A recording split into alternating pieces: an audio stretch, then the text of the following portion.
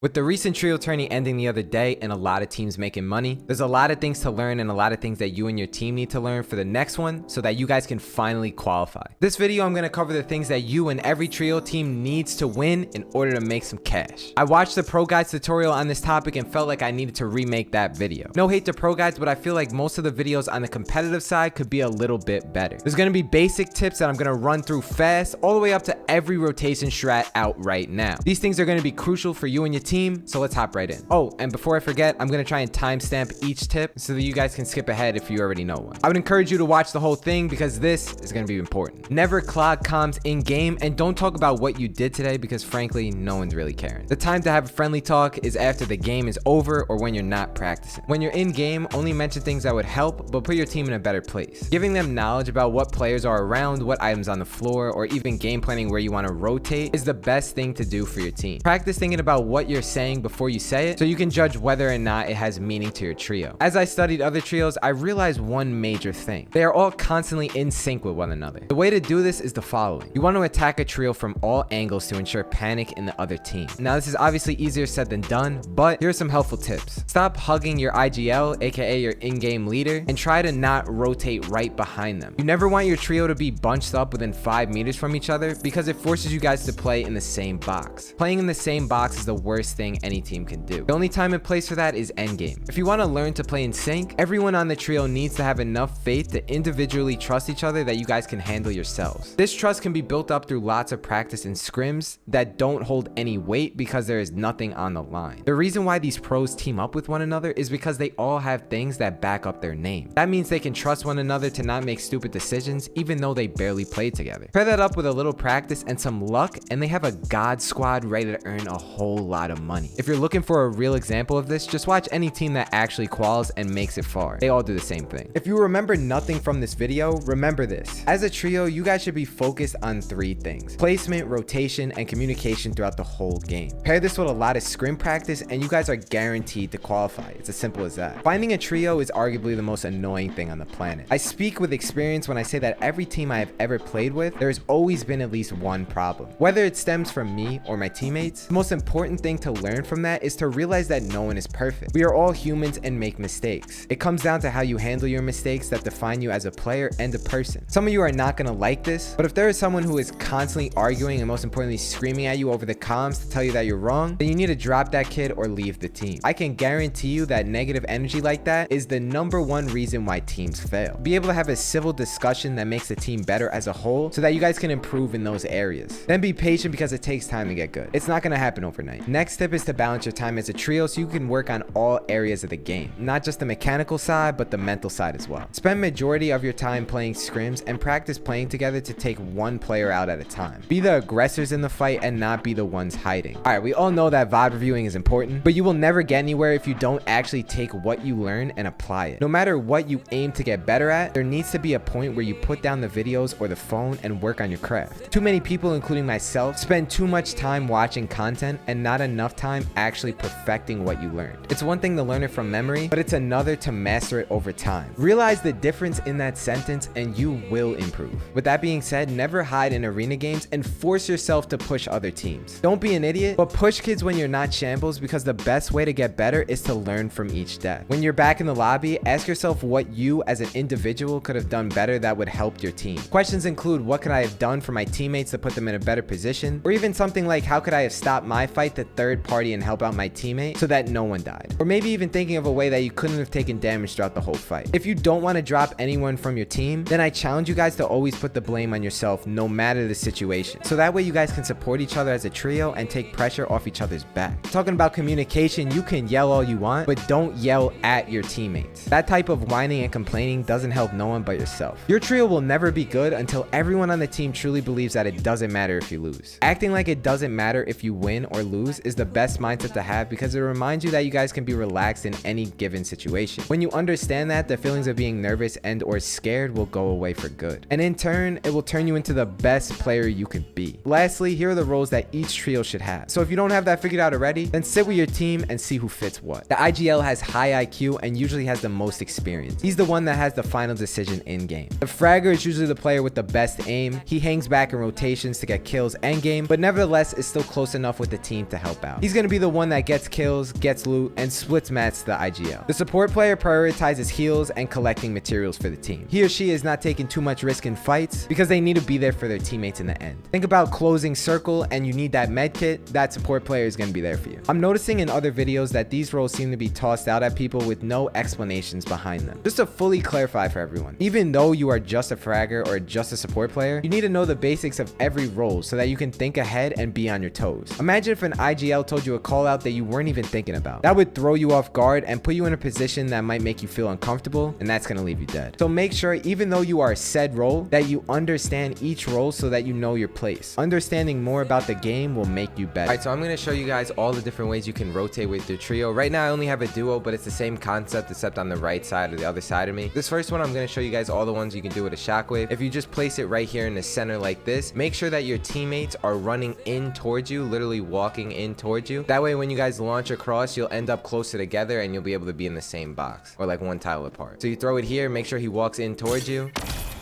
and you guys land like pretty close to each other. This next one's the same thing. All you got to do is throw it in the center and make sure there's a cone on the floor, and you can do it with the trio obviously, and then you just boom, and you guys are really close to each other. If you guys want to do it with a reverse stare, you can just throw it in the center, make sure your teammates walking in towards you, and you guys are right next to each other.